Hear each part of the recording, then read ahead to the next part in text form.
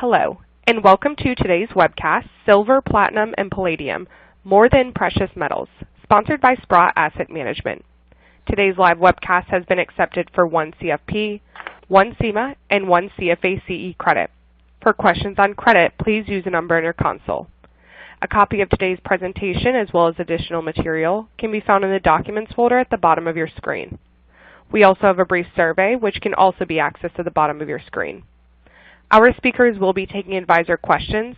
Please type your questions in the box to the right of the slides. We'll get to as many of your questions as possible. If you're interested in a one-on-one meeting with Sprott Asset Management, please click the one-on-one folder at the bottom of your screen and confirm the request. A replay of this webcast will be made available. All registrants will receive replay information by email. With that, I'd like to turn it over to today's first speaker, Edward Coyne, Executive Vice President for Sprott Asset Management. Ed? Thank you, Natalie, and welcome. Thank you, Natalie. My name is Ed Coyne, Executive Vice President and Head of National Sales at Sprott Asset Management. I joined Sprott back in January of 2016 with more than 25 years of investment management and sales experience. With me today are two of Sprott's portfolio managers, Maria Smirnova and Shri Kargitkar. Today we're going to talk about silver, platinum, and palladium. And I've asked Maria and Shri both to join us today to talk about the three metals. Maria is a senior portfolio manager at Sprott Asset Management with more than 18 years of investment management experience. Maria joined Sprott in 2005 as a research associate supporting the metals and mining team. Maria currently serves as lead portfolio manager of Sprott Silver Equity Class and co-portfolio manager of Sprott Gold and Precious Minerals Fund. Prior to joining Sprott, Maria served as a product development analyst at Fidelity. Maria holds a master's in business administration from Rotman School of Management and University of Toronto and Bachelor of Commerce from the University of Toronto. Maria has been a CFA charter holder since 2002. In addition, Shri is also joining us today on the webcast, specifically to talk about platinum and palladium. Shri is a portfolio manager at Sprott Asset Management and has been with the firm for over 10 years. His career started at Sprott back in 2010, and during his time at Sprott, Shri has run both long-only and long-short strategies. Shri specializes in precious metals and commodity investments. Shri obtained his MBA from the University of Toronto and holds a psychology degree from York University and is also a CFA charter holder. With that, before we get into the actuals themselves, I'd like to give a brief overview on Sprott as a firm. Sprott is a publicly traded company which trades on both the Toronto Stock Exchange under the ticker symbol SII and over-the-counter with the ticker symbol SPOXF. Sprott is a global asset manager with over $8 billion in U.S. dollars under management, and Sprott specializes in precious metals and real asset strategies for the past 35-plus years. We offer a full suite of solutions from physical ownership of gold, silver, platinum, and palladium to mining equities and private investments, both on the equity side and the credit and debt side. Today we're going to talk about silver, platinum, and palladium, all as true alternative investments. Along with gold, the white metals compete the quartet of precious metals, all serving as true alternative investments and helping enhance a traditional stock and bond portfolio. Each metal has a unique set of properties and individual markets with different supply-demand dynamics. Silver is more common, but supply stock has fallen. Both in platinum and palladium ore deposits are also very rare. All three metals are key drivers in the new frontier of industry and technology, and all three metals can play an important role in diversifying an investment portfolio. So with that, I'd like to start with bringing on Maria to talk about the silver market. At Sprott, we offer several unique solutions and ways to allocate to silver. One of Sprott's flagship products, the Sprott Physical Silver Trust, which trades on the New York Stock Exchange under the ticker symbol PSLV, is just one of the ways you can own direct silver. Maria, who's our senior portfolio manager at Sprott Asset Management, is going to walk us through some of the unique aspects of the silver market. Maria, I think it'd be start first with the demand side. What should listeners think about and what should they be focused on when we're talking about silver demand and where its sources are coming from? Oh, thanks, Ed. Well, silver, unlike gold, when we think of gold, for example, we think of it as an investment vehicle or consumption being jewelry.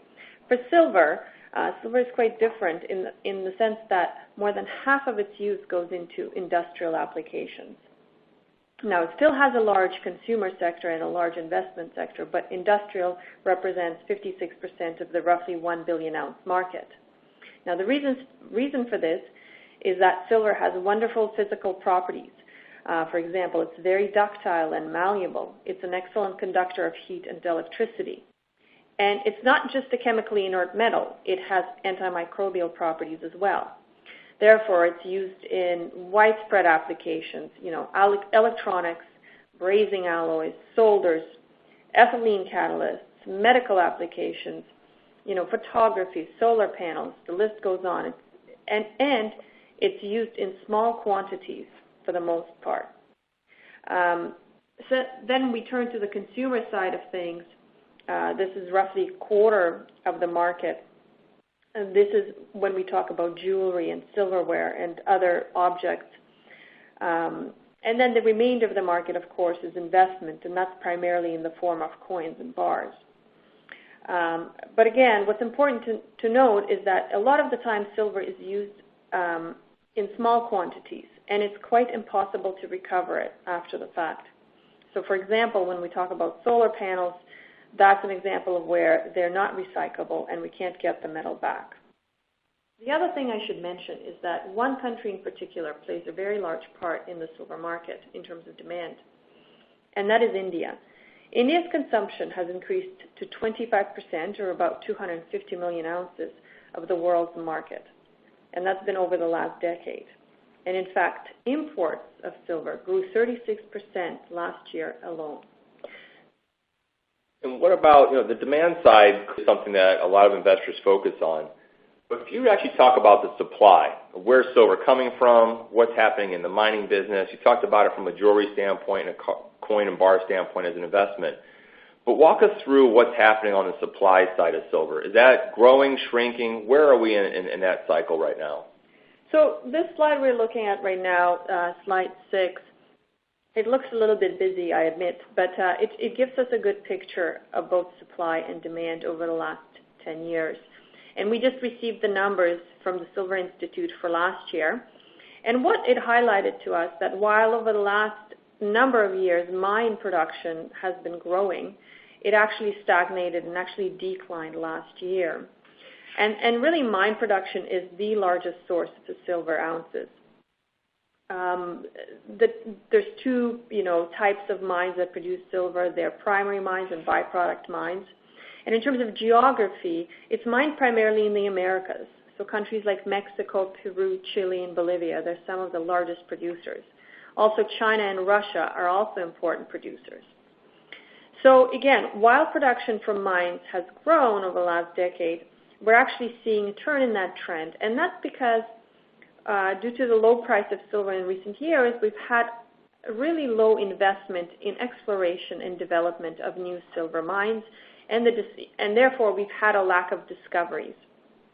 Now, the other big component of the market in terms of supply is actually scrap.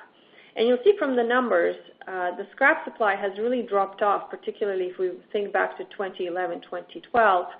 And again, that's because the silver price has come down, and scrap supply is very price sensitive. So that has been stagnating at about 150 million ounces for the last few years, and I would expect it to correlate well with the silver price going forward. And that, I want to touch on something you mentioned earlier about solar panels and how they're not recycled. I think looking at the demand side a little deeper, talk a little bit about the solar panel market. In the old days, people talked about silver and photo processing and so forth, and when that started to dry up, the market kind of sold off silver because that was one kind of way people would look at the price of silver. Well, with solar panels really growing in the global market, talk a little bit about that. How can investors think about that? What are some of the numbers behind the solar panel market or power market in general? How would an investor think about that, or how could they potentially participate in that? Yeah, well, this is a very important area of the silver market. And last year, we had about 80 million ounces of silver consumed in solar panels alone. But I would say that, it's a more global trend for electrification that's driving this growth of photovoltaic growth. And that's because governments around the world would like their people to have higher standards of living. They would like them to have cleaner air. And so we're seeing two main trends, two ways of this. And that is one, shift against hydrocarbons and producing energy in other ways, such as solar and wind, etc. But the other trend is actually electrification in the auto sector. So looking at the panel growth, like I said, the market has grown to about 80 million ounces a year. But projecting further, we still see growth in solar panel installations going forward. And with that, we will see an increase in silver use as well. Now, manufacturers do try to thrift in order to reduce the silver use, but there's a kind of diminishing returns on that. As you reduce the silver use, potentially you may lose effectiveness. So in terms of the other theme that I'm seeing, electrification, we are seeing a trend towards hybrid and electric vehicles. That means these vehicles are more complicated, they're more sophisticated. And of course, as I mentioned before, silver is a great electricity conductor, and it's used in various systems in cars, mirrors, your AC units, etc. And as we're seeing this trend of sophistications in the auto sector, we will see, again, an increase in silver use. And you can't really talk silver without someone bringing up gold, right? So everybody always talks about gold as kind of the granddaddy of diversification. We're talking about precious metals. And some of the things you talked about today, I always like to think about silver as sort of a hybrid metal. It has monetary components to it, but also has a lot of industrial components to it. In the mid to late 80s, all the way through to 2008, 2009, there was a fairly correlated move in the price of silver and gold. They tended to move somewhat in tandem. And then something has seemed to uniquely happen over the last decade or so. There's been a bit of a bifurcation in the performance patterns of both gold and silver. Talk about that from an opportunity standpoint. As someone looking at silver today, what does this chart really tell you when you've seen that separation between the price of gold and how it's performed relative to the price of silver? How should an investor be thinking about that? Well, looking at this slide, this just shows us the prices of both gold and silver. And what the broad trend has been that we saw a run-up in both metals to about year 2011, after which both gold and silver has sold off. Now, silver more so. And we can see better that relationship between the two metals on the following slide, slide 9. We see something called the silver to gold ratio. And we like to look at it, not necessarily, it's not the end of everything, but we just like to see where we stand relatively, whether silver is more expensive relative to gold or the other way around. And what we've seen lately, and again from about 2011, is that silver has underperformed gold, and the silver to gold the gold to silver ratio actually stands at about 85-1 right now. And the last time we saw a big outperformance in silver was just after the financial crisis of 2008. At first, actually, gold outperformed, but then silver really rocketed and outperformed gold for 2 or 3 years running. So, I'm not saying we need a crisis for silver to outperform, but we do know that generally speaking, in bull markets, silver will outperform gold. Yeah, you tend to see that a lot, and more investors I speak to personally, this seems to be the hottest topic right now is the gold to silver ratio. And a lot of investors look at it from a contrarian standpoint and see that as a real opportunity to think about silver because it's so broad. Let's shift gears a little bit and talk about the actual equities themselves, the companies that are involved with mining silver. What are some of the valuations out there right now in the silver equity companies? Where are there some opportunities there? What's going on in that space? Well, of course, I spend most of my time looking at gold and silver equities, so that's a good question. In the last few years, we've really seen valuations come off. As I mentioned, we're not seeing a lot of discoveries, but at the same time, the companies that we are seeing, they've tried to fix their businesses over the last 5 to 7 years. So management teams have become more prudent. They have tried to cut costs and run their businesses more efficiently, and at the same time, their price to cash flow multiples have contracted. So to me, this represents an attractive entry point. For the equities themselves. For the equities, yeah. And, what about, this is a chart I think that's kind of interesting on page 11. It talks about the exposure of silver companies and how much of their actual business is coming from silver. What does that chart tell you when you're talking about the opportunities from a valuation standpoint? What does this chart really tell you as you're looking at individual silver mining companies? What is it saying to you, or should this be saying to investors? So, ironically, what this says to me is it's pretty hard to find a pure silver producer. Mm-hmm. And in fact, the world's largest producers of silver, they're companies such as Fresnillo, KGHM Polska, Polymetal, Pan American, and Goldcorp. Silver represents quite a small proportion of their total revenues. So in order to find leverage to silver, you really need to dig a bit deeper and invest in smaller companies. And that's what I specialize in, finding those smaller companies. Okay, great, wonderful. Well, with that, we're gonna let you take and we'll come back to you for your outlook, and hopefully we'll have some time for some questions. What I'd like to do now is really shift the conversation a bit to the platinum and palladium part of the market. And for that, we're going to bring Shri in. But before I do, I think it's worth mentioning that in 7 of the past 10 years, palladium has been the star performer among the quartet of the precious metals of gold, silver, platinum, and palladium. Yet, it's interesting, most investors have not really discovered palladium, or platinum for that matter, as a diversifying metal. And so with that, I thought it would be interesting to hear from Shri, who spends a lot of his time on the palladium trade, to really talk about the supply-demand dynamics of that market, what's going on from an equity standpoint, and who's actually investing and using platinum and palladium. I think it's also important to note, like our silver trust, that Sprott also offers a unique way to own physical platinum and palladium through our Sprott Physical Platinum and Palladium Trust, which trades on the New York Stock Exchange under the ticker symbol SPPP. So Shri, who's a portfolio manager at Sprott Asset Management, will now join us to talk a little bit about what's going on in that space. And I think we should start with maybe the metal that until recently has been underperforming, which is platinum. Shri, let's start by looking at the demand side of platinum and coming from an investor's point of view.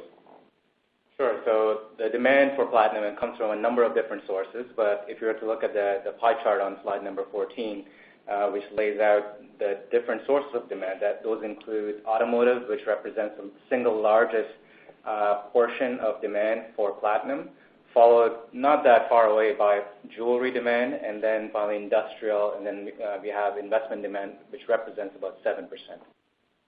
And what about on the supply side? One of the things you hear particularly about platinum and palladium is that it's much more of an industrial metal. And so the supply and demand are really more closely correlated to the market of, are they buying more cars, selling more cars? That's typically about as deep as anyone goes from an investment standpoint. So can you talk a bit about the platinum supply versus the current deficit we're seeing in the market, or the deficit or surplus that we see over market cycles, and what does that do to the platinum prices in general? Sure. So touching on platinum supply, the supply of platinum, and this is just the amount of metal coming out of the ground every year, has not really shifted all that much if you go back all the way back to 2007, which is almost 12 years ago. And since then, it's kind of averaged about just over 6 million ounces of new metal coming out of the ground. Every year, there's about 1.5 million ounces, which also gets recycled. So that's another potential supply that gets added back into the platinum market. What is important to note on the supply side, especially on the mine side, is that close to 75% of the platinum metal actually comes out of the mines in South Africa. And many of the people that are listening in probably have heard about all the challenges that the mines in South Africa are currently facing. There's not enough power available for the mines because these are deep mines. They need to be air conditioned. The lights need to be on. And the big power generating company in South Africa, Eskom, has really struggled to deliver the power that is necessary for these purposes. Secondly, these are very labor-intensive mines because when they originally started off, there was very little mechanization available. So as the mines went deeper, you can't really fit a big truck into a little hole. Right. So as a result, you kind of have to get more and more and more people to go and work underground. But as the world has evolved and times have changed and it's virtually impossible to continue paying the workers there a living wage anymore. And as a result, there's constant labor disruptions.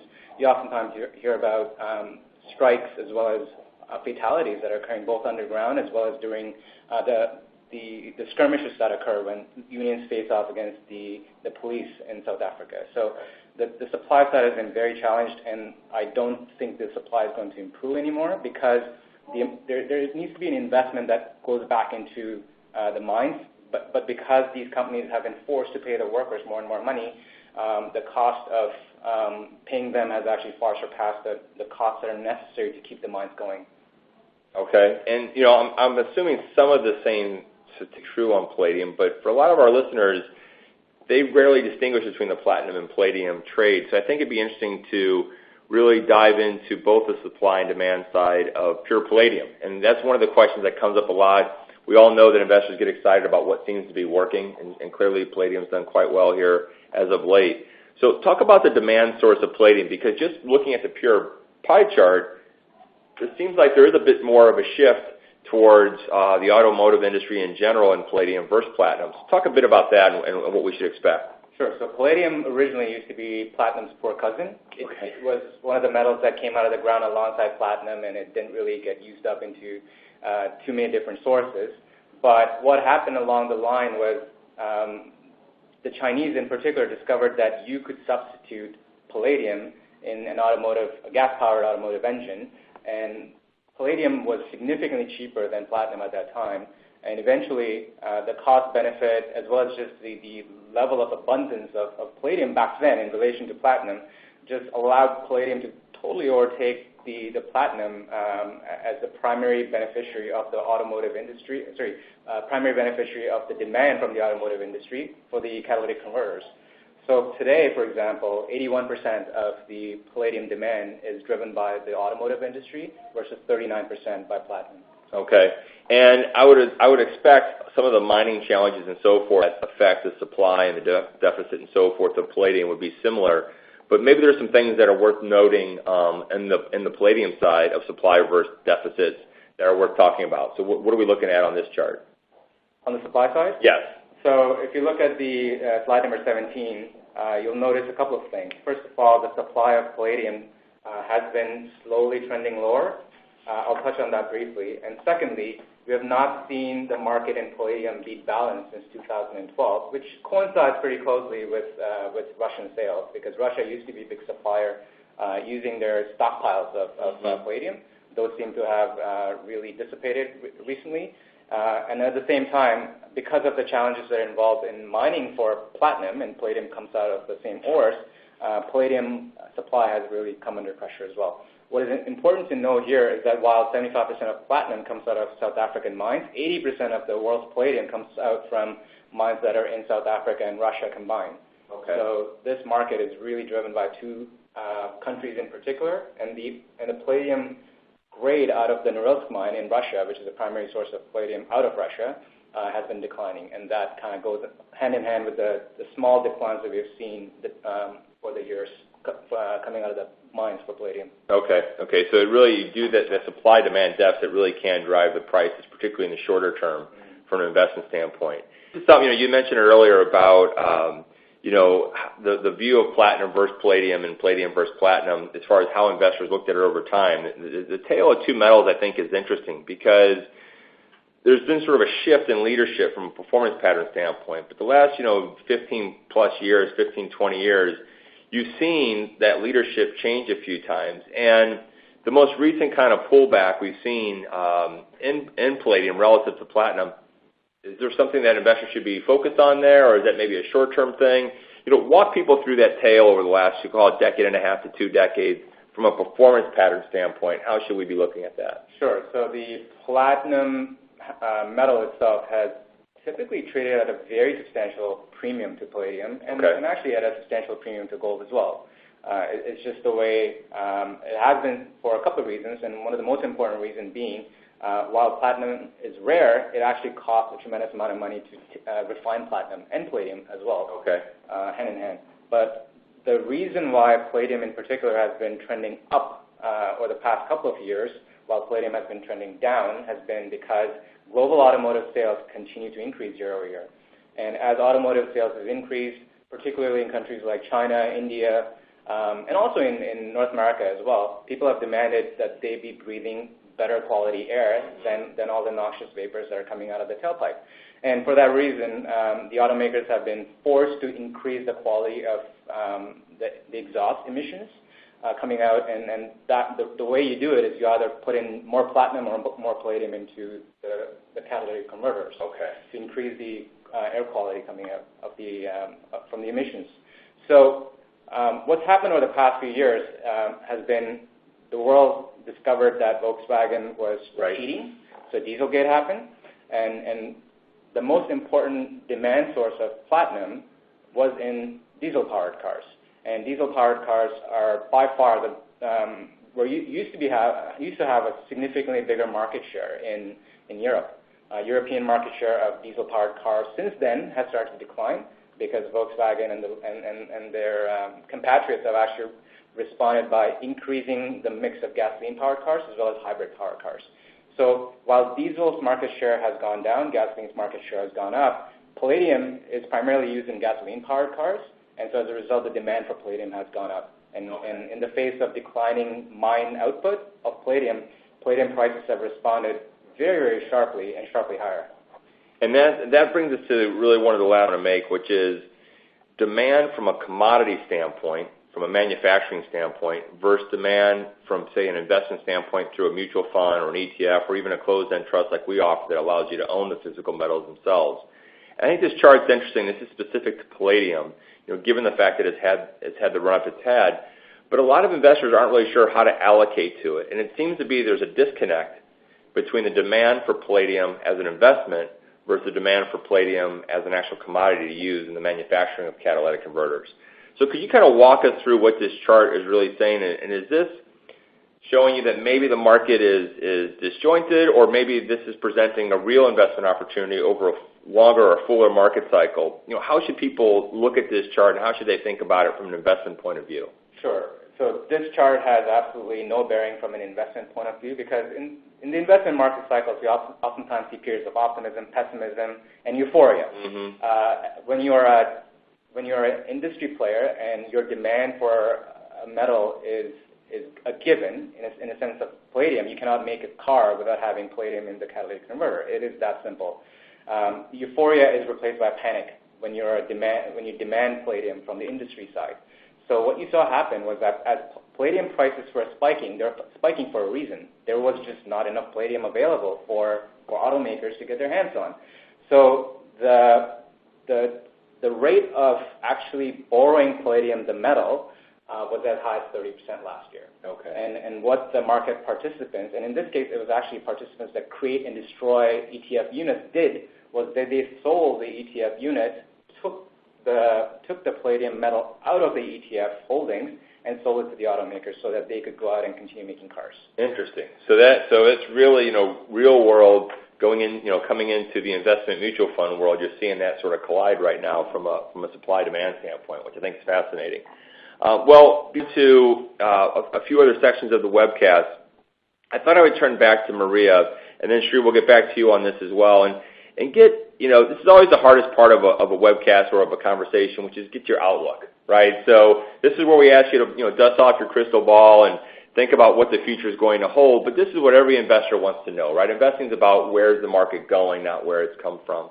And so, Maria, we'll start with you on the silver side and talk a little bit about, your outlook on the silver market, whether it's the physical side from a demand-supply standpoint or on the equity side. Where would an investor want to be looking today, or what should they be thinking about today when they're considering silver as part of their overall portfolio? Well, I think that we've discussed mostly the physical market so far, right? What we've seen is that the physical market has been rather tight in the last decade, but that hasn't mattered in the last few years. And that's because I think that the biggest driver for the price is really the macroeconomic picture, because that is what dictates investor sentiment and investor interest and where the flows of money are going, really. And so macroeconomic picture is a really big subject, so I will try to kind of bring out some of the points that we are seeing right now. but I definitely won't cover the whole subject. Sure. So what we've had to date in the last, I would say, 7-8 years is obviously, in the U.S. it's been a record stock market.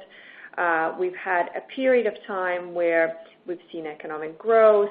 Most central banks, of course, after the financial crisis, have been very expansionary in their monetary policies, very dovish overall. So, interest rates have been low, and this has led to increasing corporate debt, particularly, we watch the U.S., of course, closely because they're close to us and they oftentimes dictate a lot of things. So, but a lot of this corporate debt has been used for share buybacks. And in fact, share buybacks last year were a record $800 billion in the U.S. alone, I believe that number. And so then a couple of weeks ago, we saw the latest semi-annual Fed report on financial stability, and they said that basically the leveraged loan market grew 20% last year, while credit standards declined. So we're seeing signs of kind of warning signs right now, I would say. So on the surface, the economy, and again, I'm going to talk about the U.S., printed a good GDP print for Q1. It was 3.2%. Unemployment dropped to 3.6% in April. But if we look strictly, if we strip out government spending, trade, and inventory builds, the growth was only 1.3%. And in fact, cyclically adjusted GDP growth has gone from plus 5.9% in the second quarter of last year to minus 2.1% in Q1 of this year. So again, another, warning sign, you kind of have to look under the surface, and that's what we do. And then in terms of labor, again, while the April number was good, participation rate actually declined. 490,000 people dropped out of the labor force in April. These are big numbers, and that's the kind of things that we're watching. If you look globally, both global PMIs, manufacturing indices, and leading indicator indices are declining and have been doing so for a while. So, of course, the overriding theme globally right now is aging demographics. Populations all over the world are aging. Governments around the world are trying to stimulate their economies. Again, mostly that's been done through low interest rates right now. And, they're facing rising spending on Medicare and Social Security.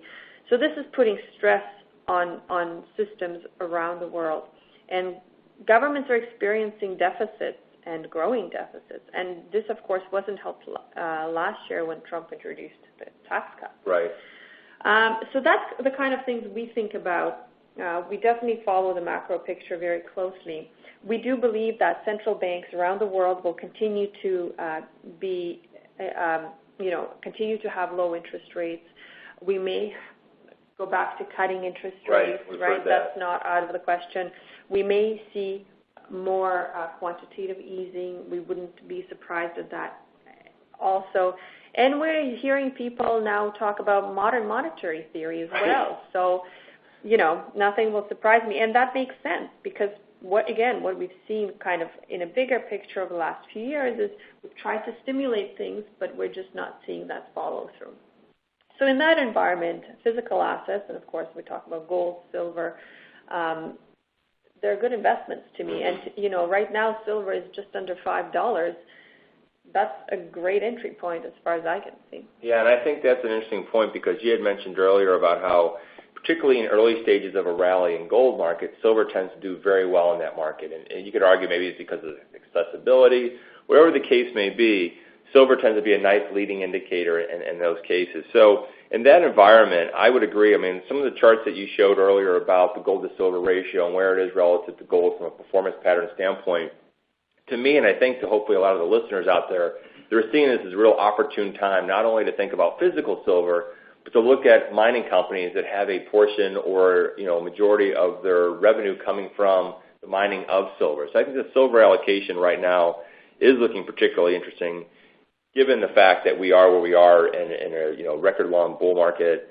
We're addicted to cheap capital, cheap cash, whether it's buying back stocks and so forth. So I think those are all wonderful points to think about as an allocation to silver. And Sri, some of those points that Marie just made may be similar to the platinum palladium, but again, as we've talked about and as you pointed out today, platinum and palladium are a different animal, right? They're used very specifically for the auto industry in large quantities. So again, joking aside, looking into the future, what do you see first on the platinum side, and then we'll dive into the palladium side. But what is your outlook on that space, and what are you seeing from an investor's opportunity? Sure. So the supply of both the metals is not growing. Yeah. The mines are severely constrained. There really isn't much investment going into the mines to try and increase the level of production of both platinum and palladium. And that is probably the single most important thing to keep in mind when we talk about the demand side, because obviously the outlook is about the prices, and prices are predicated by where the demand and the supply are crossing each other. Mm-hmm. I think demand is likely to rise for platinum for a couple of reasons. First of all, jewelry demand is flat. Investment demand, interestingly enough, has been rising. So in the first quarter of 2019, as the palladium ETFs were being rated to get the metal out of the ETF right. and into the cars, investors responded by buying platinum metal into the platinum ETFs, because both of these metals are quite easily substituted one for the other. They are. Okay. And we're starting to see initial levels of kind of excitement come back into the space. There's a little bit of rumblings that platinum already is already replacing some of the palladium content in the diesel vehicles, because the diesel vehicles include both platinum and palladium. Okay. Longer term, if the supply of palladium stays where it is, then we'll see more thrifting away from palladium. And it's funny that I say thrifting, because palladium always used to be significantly cheaper right. than platinum used to be. Thrifting away from palladium and into platinum. So that will be very, very big in terms of demand growth, because both of these metals, only about 6 million ounces of supply come out of the ground roughly for both the metals. So an increase of 100,000, 200,000 ounces is very meaningful for both of these metals. So platinum from the demand side is somewhat exciting to me as the global auto sector starts to put a little bit more of the platinum metal in. Okay. But the thing that really excites me about platinum is its potential use in hydrogen fuel cell powered cars. Not many people really talk about it. Everyone is focused on the electric vehicles, but we're already starting to see hydrogen fuel cells start to get used in some warehouses, on the ports, for example. Certain buses are using fuel cells.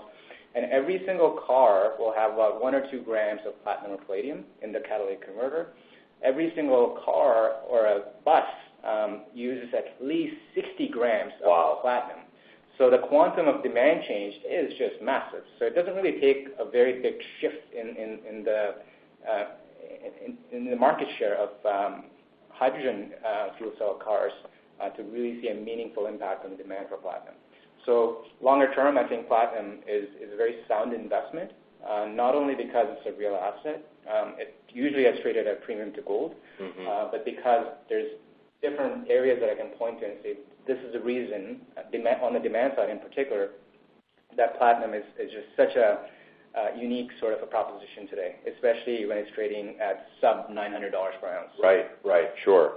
And palladium, obviously, as you so correctly talked about, they are interchangeable in a lot of ways, and you can see that in the auto industry and stuff, and that's starting to be talked about more and more. So I think those are some really good points, and I think it also brings up the idea of how to think about not just gold, but gold, silver, platinum, and palladium when you're building out a portfolio. And more often than not, people to just have standard allocation to gold. When they're looking at precious metals as a way to diversify a portfolio, not looking at it as a commodity, but looking at it as a true alternative asset, gold tends to be the metal that they look at. But I think after today's call, hopefully our listeners that participated on the webcast understand that both platinum and palladium move for different reasons than silver and gold move. And a basket of the metals is probably more appropriate than just picking one metal and hoping you get it right from a price direction.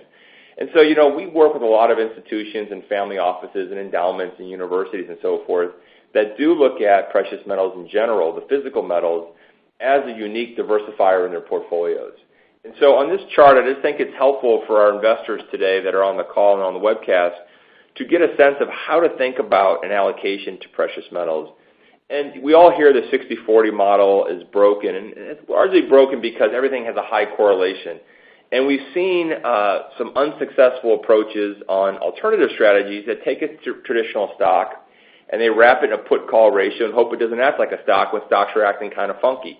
So what we like to say is look for low correlated assets like gold, like silver, like platinum and palladium, and think about those as a real diversifying asset in your portfolio. And so what we have found with our investors that allocate to the physical metals and or to the equities themselves is a 5 to 10% sort of basket, as it were, over multiple market cycles has proven to be a wonderful diversifier in helping dampen the overall volatility of a portfolio, but yet still enhancing the overall risk-adjusted rates of return. And I think after today's call and a lot of the stats that you both kindly pointed out, that I think going beyond just the gold trade and thinking about silver, thinking about platinum, thinking about palladium is other ways to help diversify that portfolio because the demands happen at different times, and it allows you to get a more well-rounded return pattern. So I think this was an important chart just to show people on how to think about allocating to the space itself. And then from a product standpoint, I feel it's my duty to talk about Sprott from a product standpoint just for a moment. What's unique about our firm is not only do we offer, ETF to give you exposure to equities both on the senior or large cap side or the junior or small cap side, but we also have active solutions both in the equity side, the debt and credit side. But what Sprott's really been known for is their ability to create these unique trusts that allow you to fully allocate to the underlying precious metals. What's unique about it is the way we've structured our trust, they allow you, the investor, to own the metal directly. And what that means is you can actually take physical redemption of the metal if you see fit. We typically don't get clients doing that, but they do have that opportunity because it's their metal, not ours, and you simply own it through the trust. You're getting that metal stored outside the banking system, outside the U.S. market, and for U.S. investors, it also is a potential tax advantage because precious metals, as most of you may already know, get taxed at a long-term capital gain rate of 28%. Through our trust, they're treated as an asset, and so depending on your filing status, you're going to pay 15 or 20%. So now you have an opportunity to own the physical metals directly in a potential tax advantage way, and all four of our trusts are easy to buy, sell, own, and trade because they're all listed on the New York Stock Exchange. Our first trust, which is the Sprott Physical Gold and Silver Trust, gives you an allocation to both gold and silver in one simple solution. We also offer a pure gold trust for those that want to allocate directly to physical gold, and that's the Sprott Physical Gold Trust, which trades under the New York Stock Exchange with the ticker symbol PHYS. And then for silver, we have a similar trust like the Gold Trust, which purely allocates directly to silver, and that again trades on the New York Stock Exchange under the ticker symbol PSLV.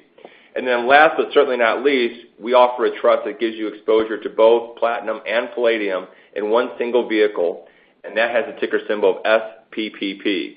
All four of these trusts trade on the New York Stock Exchange. All four of them give you exposure to the physical metals themselves, and I think these are unique ways to allocate directly to the metal, and it's really the starting building block on how to allocate to precious metals in general.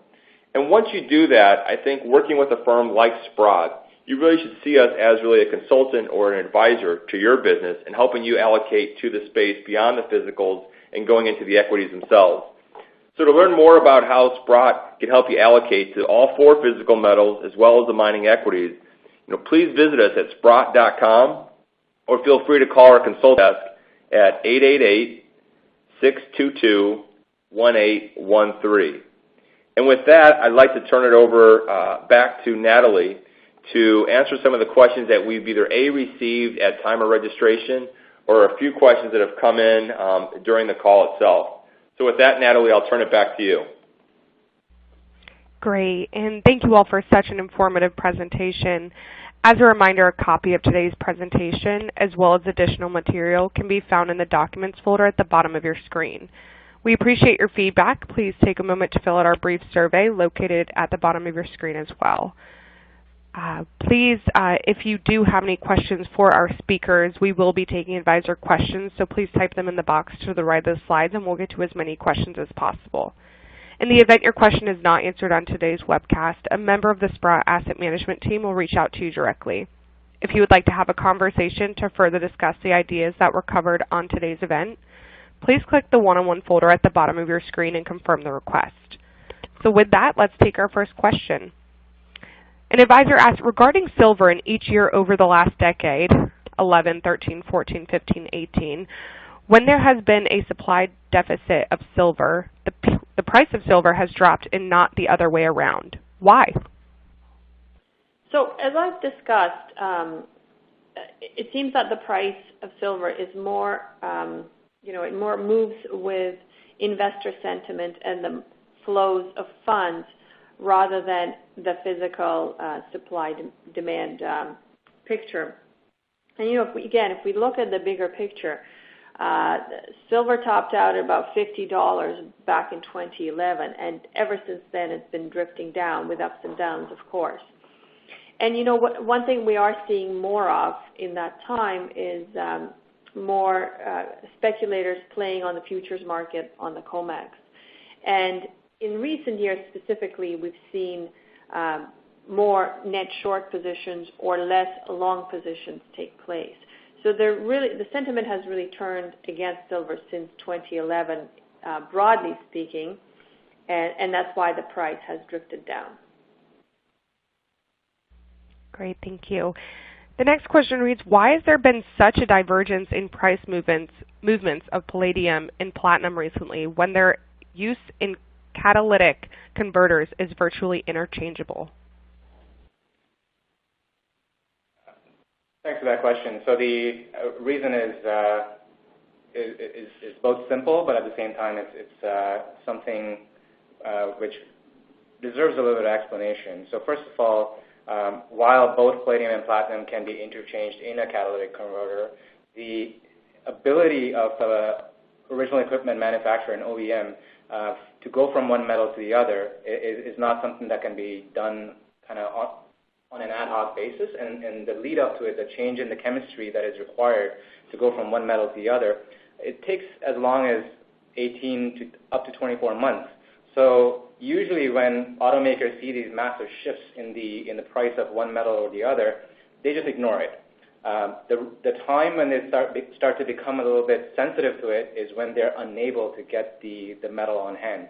So if you continue to see palladium remain as in a tough kind of supply situation as it has while demand continues to grow, then it becomes more and more likely that more and more automakers will choose to go away from palladium and into platinum. Thank you. Thank you. An advisor asked, palladium has suffered a significant drawdown recently. Do you feel this is a good buying opportunity, or is the metal fully priced? So we don't think that the supply-demand of palladium is going to remain stable in the sense that the demand has continued to outstrip supply since 2012. That is likely to remain the case. So as long as palladium is undersupplied, the price of palladium will likely remain robust. The only downside scenario that I see for palladium is twofold. If we see a significant weakening in the global economy, the auto sales are likely to get impacted, and that will likely impact the price of palladium. And secondly, if there is a pretty large shift away from palladium into platinum in the autocatalytic converters, then you'll likely see palladium get hit. But given what we're seeing globally, the economy around the world continues to drift along. The level of loadings required for palladium continue to move higher. So I think that the price of palladium over the long term is likely going to be relatively well supported, barring a significant drop in demand, of course. Thank you. Historically speaking, what were the previous economic backdrops that led to a tighter gold-silver ratio? Well, I think the most recent example we can use is really the global financial crisis at the second half of 2008, and then what happened coming out of that crisis. So as, again, from about June to about December, the gold to silver ratio really spiked, and in fact went from from 50 to 1 to 85 to 1.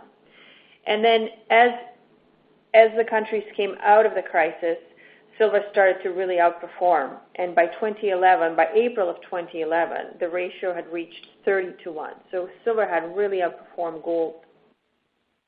in that period of time. So, the way I look at it is when we're seeing a crisis or something go wrong somewhere, people first go to gold, but then that translates into investment demand for silver, be it retail or institutional demand. That's how it manifests itself. So, for example, again, in the years between 2008 and 2010, those were some of the biggest ETF inflows into silver ETFs. About 390 million ounces came into the ETFs in those 3 years. At the same time, the S&P 500 lost almost 50% of its value at the end of 2008. So again, I talk about the money flows. If we're seeing a crisis in the general market, then people will flock to gold and silver for that diversification. And that's why it's great to have some gold and silver in your portfolio to protect against those events. Great, thank you. An advisor asked, why is platinum upside down relative to gold and palladium? We've kind of addressed that a little bit. Maybe we'll go, I think we've talked about that in the chart. And why don't we go to the next question, because I think we've addressed that one already. Absolutely. The next question reads, the silver to gold ratio stands at 85 times today. Is this the new reality, or do you expect this to revert to the mean, which you show about at 67, and why? Yes, I definitely think that the ratio won't stay there. Not that it can, but it won't stay there forever. We did see a period of time in the early 90s where it did stay there for 3 or 4 years. But again, I strongly believe in the fundamentals of silver, and I strongly believe in the diversification kind of properties of silver. So I think that if we do see gold go on a run, silver will go with it. Great. We have time for a few more questions. The next question reads, do you believe Russia's stockpile of palladium has been depleted? So I haven't really gone to look at their vault, but it is suffice to say that it is quite likely that the regular sales that used to happen out of the Russian stockpile have definitely stopped, and this is as of 2013. There was very good data coming out of Switzerland showing the level of sales that were occurring out of Russia, and the reason why we know it was through Switzerland, is Russia, is because when Switzerland is out there selling palladium, we know it's not from any of the mines in Switzerland because there's no palladium mines in Switzerland, and Russia was using it as a conduit at that time. So over the past few years, that supply has definitely dropped off, and it's sort of coincided with the imbalance in supply and demand for palladium arising since then, and it's really been impacting the price of palladium since then. So yes, I do believe that the regular sales of the Russian stockpile have stopped, but I don't know how big the remaining stockpile is.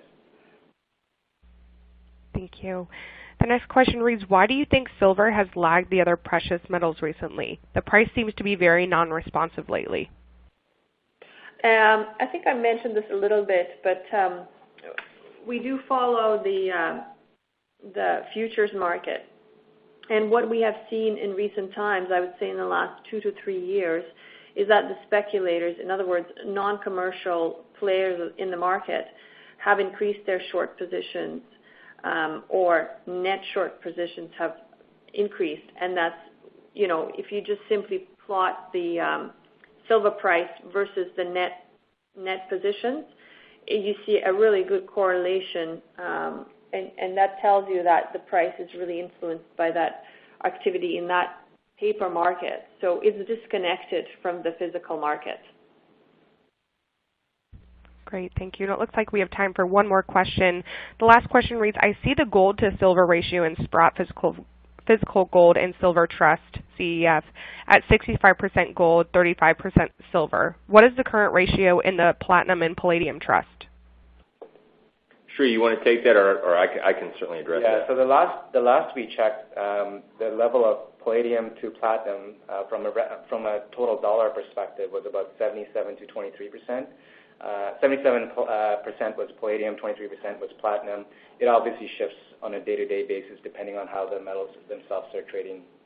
Yeah, and I think I'll just add to that, and I know we're running out of time here, but, I think it's important to note that both in the Sprott Physical Gold and Silver Trust, which is CEF, or the Platinum Palladium Trust, which was, as you mentioned, SPPP, both those trusts, we don't have an active role in rebalancing, whether it's the gold to silver allocation and central, the CEF fund, or the Platinum Palladium balance, and the Platinum Palladium Trust. We allow the market to sort of dictate that over time. In the early days when those trusts were started, they had roughly an equal weighting, but we're not actively managing that. So the price is going to ultimately dictate those balances over time, and you'll see, with Palladium doing as well as it has as of late, and with the gold to silver ratio where it is as of late, those two metals, whether it's gold or palladium, do have a stronger handle on the overall trust. But that will shift over time as the price shifts. I think that's a unique component of those two trusts that allows the metals to do their job, and over a full cycle, you're getting a nice balance of an allocation to both metals.